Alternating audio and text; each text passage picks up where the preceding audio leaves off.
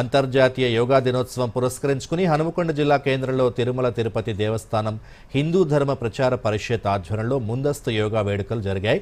ఈ కార్యక్రమంలో యోగా గురువు పోశాల శ్రీనివాస్ సాధకులకు ప్రాణాయామం, యోగాసనాలపై శిక్షణ, అవగాహన కల్పించారు. టీటీడీ హిందూ ధర్మ ప్రచార పరిషత్ సమన్వయకర్త కృష్ణమూర్తి దూరదర్శన్తో మాట్లాడుతూ యోగా మన దేశంలో పుట్టి నేడు విశ్వవ్యాప్తమైందని, ప్రతి ఒక్కరూ దైనందిన జీవితంలో యోగా సాధన చేసి ఆరోగ్యంగా ఉండాలని కోరారు.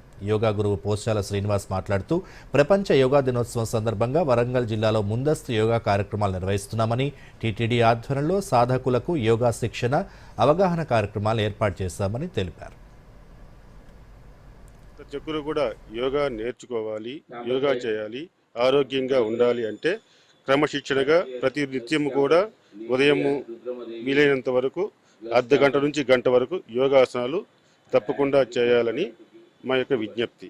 ప్రజలందరూ ఆరోగ్యంగా ఉండాలనేటువంటి ఒక సత్సంకల్పంతో ఇప్పటి వరకు 157 గ్రామాలలో 3 లక్షల పైచిలకు ప్రజలందరికీ కూడా యోగాను అందించడం జరిగింది.